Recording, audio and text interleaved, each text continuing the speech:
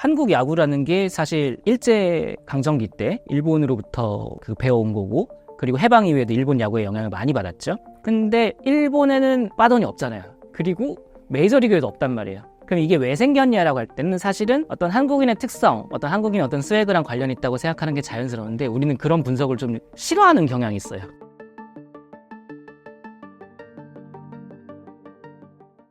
한국 야구에 등장하는 배트플립도 한국인들을 잘 설명하는 키워드라고 말씀해 주셨습니다. 이것으로 알 수 있는 것은 무엇인지 설명해 주세요.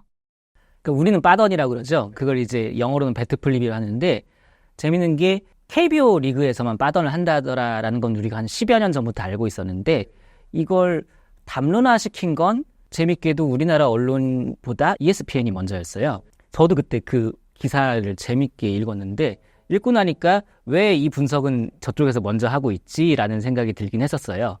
근데 왜냐하면은 한국 야구라는 게 사실 일제 강점기 때 일본으로부터 배워온 거고, 그리고 해방 이후에도 일본 야구의 영향을 많이 받았죠. 그러다가 이제 뭐 메이저리그까지 보고 교류하게 된 지는 뭐 얼마 되지는 않았고요. 근데 일본에는 빠던이 없잖아요. 그죠? 그리고 메이저리그에도 없단 말이에요. 그럼 이게 왜 생겼냐라고 할 때는 사실은 어떤 한국인의 특성, 어떤 한국인의 어떤 스웨그랑 관련이 있다고 생각하는 게 자연스러운데, 우리는 그런 분석을 좀 싫어하는 경향이 있어요. 그렇게 설명하는 걸. 그리고 별게 아니라는 식으로 생각해요. 아이, 그게 뭐 별것도 아닌데 그런 걸 분석을 하고 있어? 라는 식으로 사람들이 생각하거든요. 근데 이제 ESPN에서 먼저 분석을 했는데, 다만 ESPN에서는 그때 당시에 양준혁 선수라는 어떤 탁월한 개인이 어떤 금비를 뚫고 나온 것으로 이제 해석을 했는데, 저는 그런 것보다는, 왜냐하면 또 이제 스포츠 언론에 계시는 선배님한테 여쭤보니까 양준혁도 초기 개척자인 건 맞는데, 그 당시에 이제 90년대 초반에 한국 선수들이 좀 동시다발적으로 그렇게 하기 시작했다. 그리고 또 재밌는 얘기가, 그때 선수들은 메이저리그에선 이렇게 한다더라 라고 얘기를 하면서 했다고 해요. 그러니까 아마 이제 일본 야구에는 없었던 거니까, 이제 미국 야구는 좀 더 자유로운 분위기가 있으니까 이렇게 던져버리는 홈런 같은 걸 치면 그런 분위기가 있을 거라고 상상했던 것인데, 정작 메이저리그는 없었죠. 그러니까 이제 흔히 한국의 근대화에 대해서, 한국의 근대는 일본을 뺏겼고, 혹은 이제 IMF 이후에는 이제 미국 체제도 뺏겼고, 그럼 왜 일본이랑 완전히 안 똑같냐 하면, 뭐 일본만 뺏긴 게 아니라 미국도 뺏겼으니까 이게 섞여서 그렇지.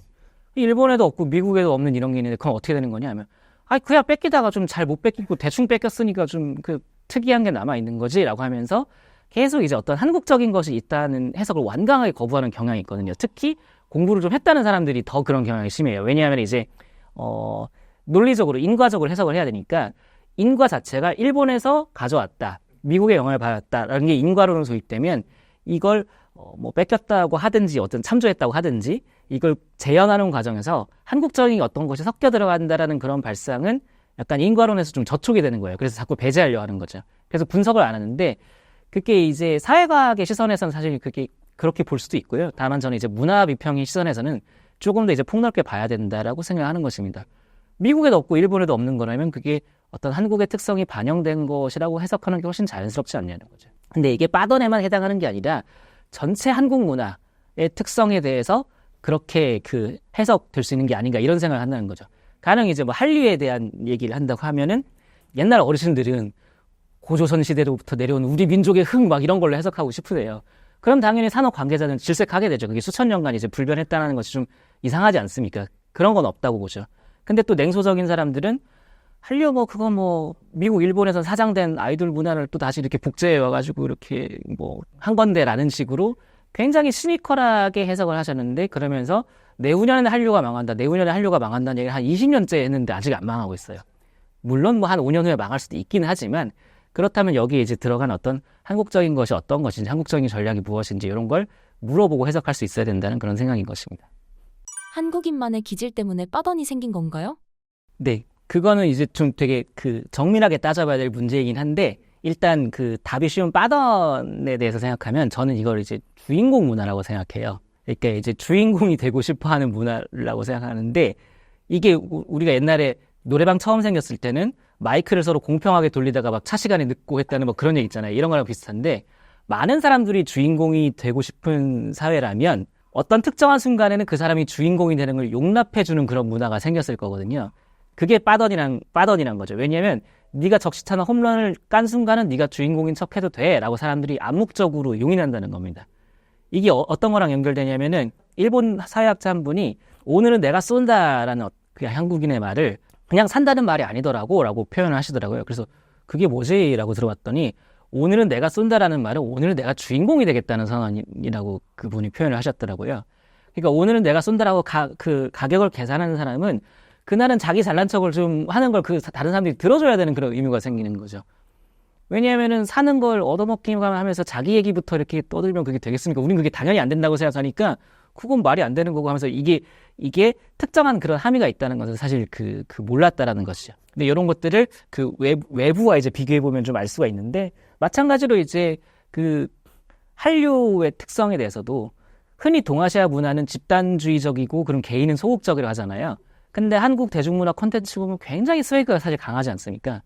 그 스웨그가 강한 게 사실 동아시아에서는 그게 물론 이제 유럽인이나 미국인들이 부리는 스웨그랑에 비하면 훨씬 덜 요란스러운 구석이 있고 뭐 겸손함을 강요하다시피 하는 그런 문화도 있고 하지만 스웨그도 섞여 있고 그렇고 이런 것이기 때문에 흔히 생각하는 동아시아의 어떤 집단주의적 순응주의적 문화는 좀 다른 그런 매력이 있는 부분이 있다. 저는 이렇게도 볼 수 있다고 보는 것이죠. 한국 사회를 분석할 때 능력주의와 시험 선발주의 관점에서도 이야기해 볼 수 있을 것 같습니다. 이에 대해 어떻게 생각하고 계신가요? 근데 사실 능력주의와 시험 선발주의에 대해서는 제가 이 자체에 대해서 분석을 했다기보다는 이 이면에 대해서 이제 보려고 했는데요. 왜냐하면 흔히 이제 진보주의 담론에서는 능력주의, 시험 선발주의 이제 폐해를 많이 언급하는 편입니다. 물론 저도 폐해가 많다고 생각해요. 그 최근에 이제 제가 상식의 독재 쓰기 전에 나오지 않고 최근에 나와서 그 인용을 못한 책으로 이제 중국 필패라는 책이 있는데요. 그게 이제 단순한 중국 만국론이 아니라 그것도 이제 과거사의 전근대사까지 소급을 해서 과거 시험이 어떻게 창의성을 억압을 하게 됐는가 이런 걸 약간 역사적으로 분석을 하는 책이라 하더라고요. 그러니까 사실 시험 선발주의 폐해란 게 물론 있고 과거 시험을 오랫동안 시행한 나라들의 어떤 특징이 있을 것 같습니다. 그러면은 이제 가령 이제 일본은 한 번도 과거 시험으로 관료를 선발한 적이 없는 나라고요. 우리나라 한 1000년 됐거든요. 그리고 베트남은 900년 됐죠. 근데 베트남은 900년 됐지만 한국의 조선왕조처럼 그렇게 전면적으로 모든 관료를 그 과거 시험을 선발하는 정도는 하지 않았던 것으로 제가 알고 있어요. 그러면 이제 이렇게 시험 선발주의가 강하게 작용하는 나라는 사실 중국과 한국이겠죠. 그러니까 이제 사실 능력이라고 하면 꼭 시험 성적과는 일치하지 않을 수도 있고 학벌과도 일치하지 않을 수 있고 하는데 우리나라에서는 이제 그 시험을 잘 치는 사람, 그래서 학력, 학벌이 높은 사람을 이제 능력이 높은 사람으로 등치시키는 그런 문화가 강하죠. 그 문화 자체는 뭐 일단 존재하는 것이니까 장점도 있고 폐해도 있습니다만 장점은 뭐냐면 그렇기 때문에 학력 수준이 전반적으로 높아졌는데 그거 자체가 이제 나쁘진 않다라는 그런 것이고요. 폐해는 당연히 이제 정말로 업무 수행 능력을 가리는 게 아니라 오히려 시험 성적과 이제 학벌에 집착하는 그런 부분이 문제라고 보겠는데 근데 저는 여기서 이제 어떤 지점을 봤냐면은 제 책에서도 이제 계속 인용한 오구라 기조 선생님의 한국은 하나의 철학이다라는 책에서는 한국 사회가 이기론적 그 구조를 가지고 있다고 분석을 하셨어요. 근데 이게 뭐냐고 봤더니 철학 이기론에 이제 포대서 한국 사회가 이제 이의 질서를 따르는 곳에서는 굉장히 차갑지만 기의 질서에서는 굉장히 풀어지고 이제 말하자면 이제 이의 질서가 회의라면 기의 질서는 뒤풀이죠. 뒤풀이 때 이제 풀어져서 노는 것처럼 이렇게 두 개의 질서가 이제 공존하고 있다는 것이었는데요. 근데 이걸 이기론으로 보기는 어려운 게 이기론은 중국에서 먼저 생겼지만 중국 사람들은 안 그렇거든요. 그러니까 요건 또 재미있는 부분이었는데 최근 이제 중국인 유학생이 한국 대학에 많아지면서 한국 교수님들이 그런 경험들을 하게 되는데 이 중국 학생들이 노래방에 와서 잘 적응을 못 한다는 거예요. 그러니까 자기들은 춤을 추는 건 고사하고 노래를 부르는 것도 좀 어려워한다는. 그러니까 이제 음주 가무를 일상적으로 즐기는 이제 한국인들과는 상당한 거리가 있는데 그렇기 때문에 저는 이제 이걸 이론적 질서라고 보진 않았고 어떤 거냐면은 한국에서 이제 시험 선발주의, 능력주의의 그 삶의 영역이 있지만 그 삶의 커플을 벗김이 있는 그런 우리 흔히 뭐 신바람이라고 부르는 그 영역의 문화 있잖아요. 이 영역의 문화가 두 가지 겹의 문화를 가지고 살아가고 있다라고 볼 수 있는 거죠.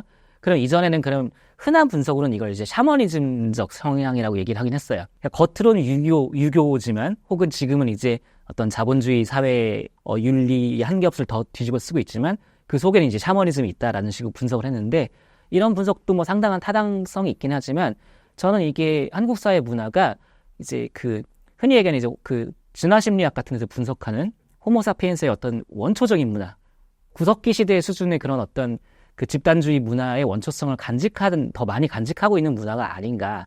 왜냐하면은 사람들이 일상적으로 노래를 흥얼흥얼하고 집단적으로 노래를 많이 부르기도 하고 떼창도 잘하고 이런 문화들이 사실 되게 보통은 이제 그 원초성을 간직한 문화들이거든요. 근데 그게 이제 가령 아프리카 사람들이나 라틴 아메리카 사람들이나 뭐 이런 쪽에 또 많이 나타나는데 한국은 나름 이제 전근대의 이제 그 문명화 역사가 굉장히 긴 편임에도 불구하고 이런 성향도 강하게 나타난다는 거는 구석기 시대에 이제 성향이 많이 탄압을 안 당했다라는 것이라고 이제 저는 이제 생각하거든요. 근데 이게 약간 어려워질 수가 있는데 책으로 봐야 좀 더 이해가 될 수가 있는데 그 좀 그런 부분들이 있는 것은 거기서 이제 제가 구석기 시대 문화의 특징으로 그 제시한 게 그 일상적으로 춤추고 노래하는 문화가 하나 있고 다른 하나는 그 부모 자식끼리 서로 감싸는 문화예요. 그러니까 이제 그 윤리가 좀 발달하면은 뭐냐면은 부모 자식 간이라 해도 부모가 잘못을 했거나 자식이 잘못을 했으면 그 공동체를 위해서 이제 고발을 해야 된다 이런 인식이 생겨나거든요. 일본 사회는 이게 상당히 심한 사회죠.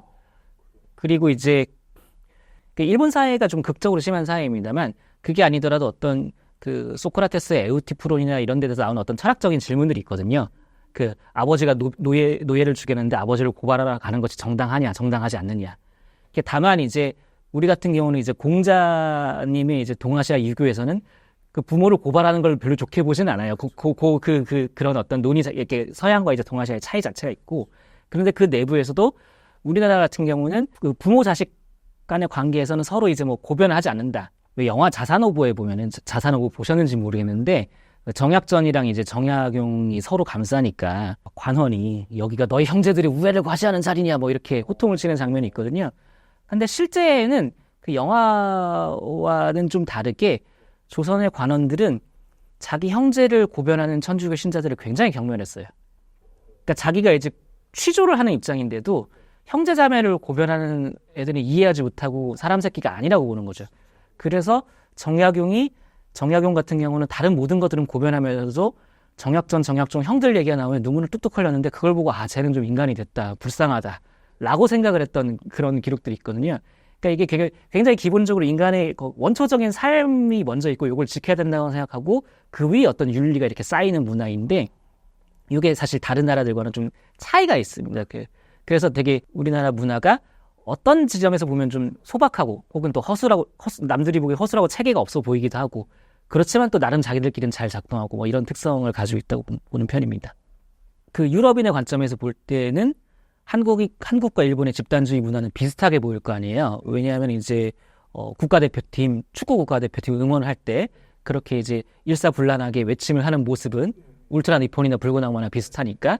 그런데 굉장히 세부적인 그 삶의 사례로 돌아오면 일본은 자식이 사회적인 잘못을 저지르고 무리를 일으키면 부모가 공동체를 향해 사과를 해요.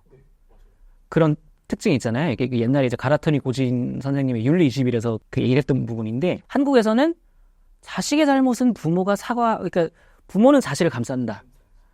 무죄일 것이다. 그렇지 않을 것이다. 그게 막 되게 좀 너무 눈에 먼 약간 그런 거라도 부모니까 뭐 그렇지 뭐라고 생각하는 용인해주는 문화가 강하잖아요. 그리고 자식은 또 부모를 감싸야 하고 이런 어떤 그 기본적인 윤리적인 게 무엇인가에 대한 그런 태도의 차이가 굉장히 크다는 거죠. 일본과 대한민국은 무엇이 달랐길래 특징이 차이가 나는 걸까요?